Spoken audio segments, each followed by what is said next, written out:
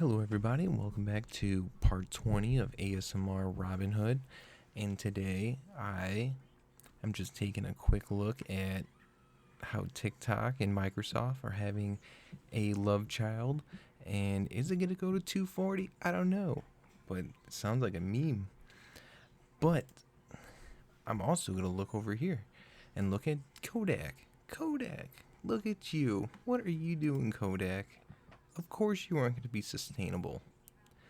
Look at that. Too bad my placements didn't go through. I was thinking maybe Kodak could, stay above, just, stay above it just a little bit, so I'm not spending too much money, and then have a higher chance of the put making more money. No, it just sank like a rock. Somebody tied concrete and a mountain to Kodak and just threw it in a lake. That's Kodak. I don't want to talk about Kodak because it's not fun anymore. It's like beating up a dead horse. And then we're going to Microsoft.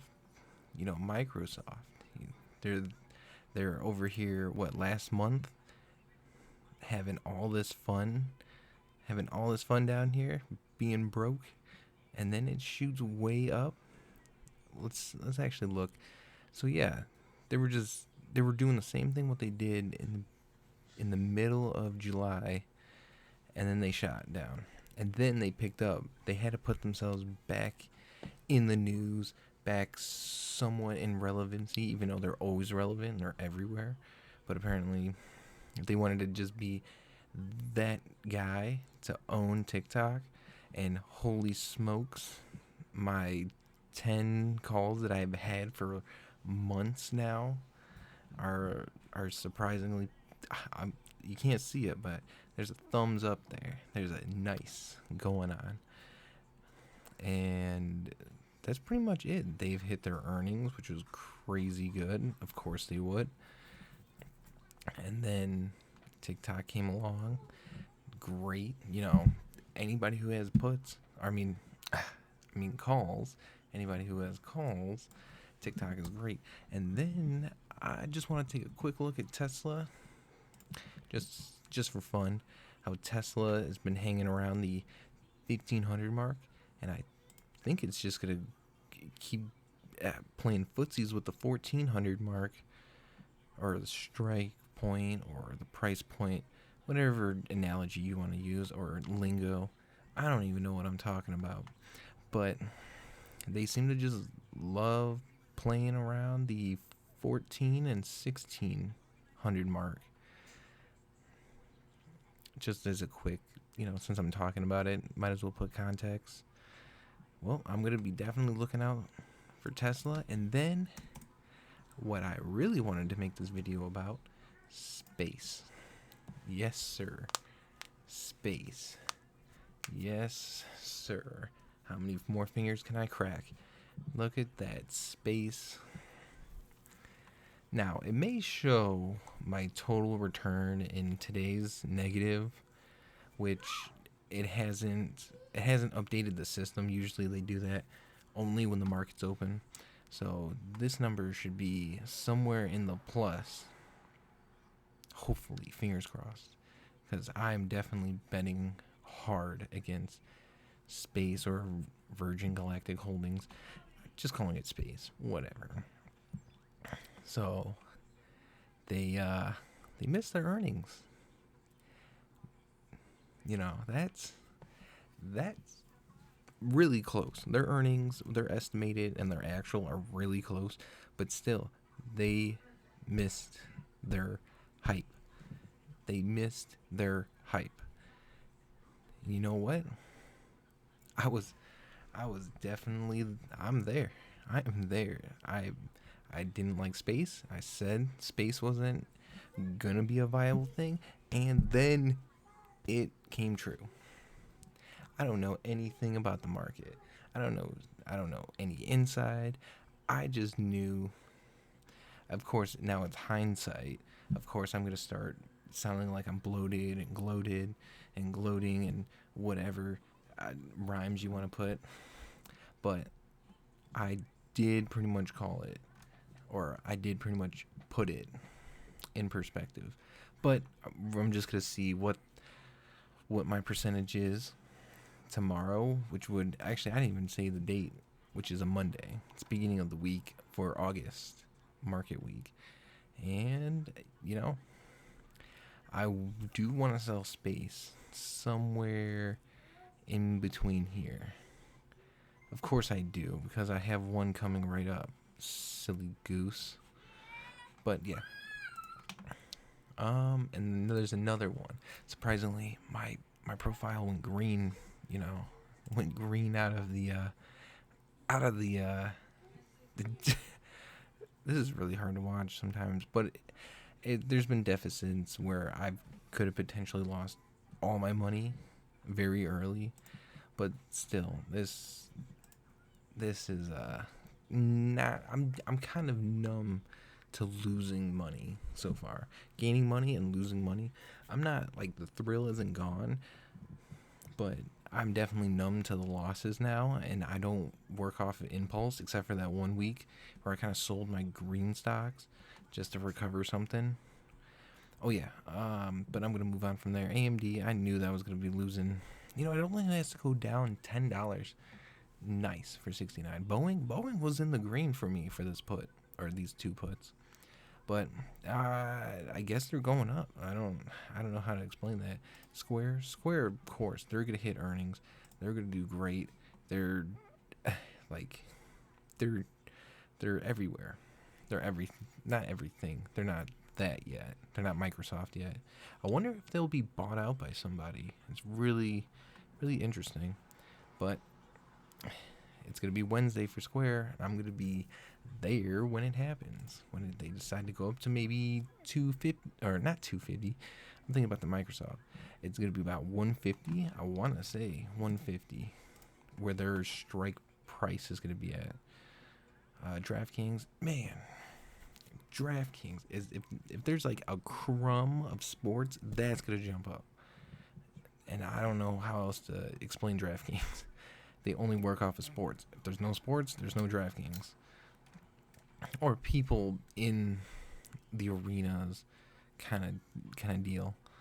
So beyond me, I'm actually going to be looking into getting more of these, more calls, because they're definitely going to be going up, because somehow the virus is coming back alive for like the 5th time after all these vaccine scares. Oh, APT. You know what? You know what's funny? It's the same idea as space. That was my daughter. So APT is, I'm treating it just like space. There's like a certain range where APT loves to be in between. It's usually, let me just start at the bottom here. 16 to 25, I would definitely say. And they're in that range. So let me go back 3 months. They seem to, well, this June's not too bad. They were definitely, they could not provide enough for the demand, and they kind of fell because of that. And I guess because things are leveling out, that's why their demand is kind of going up. It's because they were oh my gosh, I'm gonna look when the hype really happened. All right, so about May they were doing really well, but then they sold out because they would have never known about this being such a huge thing, that they didn't have enough supply for the demand, of course, and then they went down. Just like any business, when you don't have enough of something, someone's gonna move to another place and get it. Well, then they started making a slow comeback. And not even slow. This is a definition of a V shape. And then so far they've been kind of puttering, and then they came back. I'm just really surprised. I'm definitely surprised that they came back. And I haven't looked at this in so long. So this might be their height. And I have it all the way until the end of this month. But that's just me. Oh, and they do have earnings too. So that was that was another thing too. I didn't want to forget about their earnings. So I feel like they're not gonna hit it because I don't. Uh, there's not really much of a hunch. It's just it's a 50-50. All calls and puts are 50-50. You never know unless you got some knowledge behind the curtain. But I'm definitely gonna be talking about one more thing. Let me just switch this. I really don't like that Robinhood just makes everything the last price instead of what you set it to. That's only on your phone. The only thing I want to talk about is ICD. So, and I always keep talking about ICD, but they got earnings on August 4th, which is tomorrow, and it's going to be pre-market. So I'm going to definitely see where they're going to be at, because I've been saying September, somewhere in September is when they really hit their big bucks. Now, they haven't had a pandemic happen to them like this. So, there is still that 10% in the back of my head going, maybe they're not so good just because of the timing of this, but actually maybe it might be even better. Just like how Square did. Square was kind of floundering for a while. They would have never been anywhere near what they are now if the pandemic didn't hit. Shopify, if I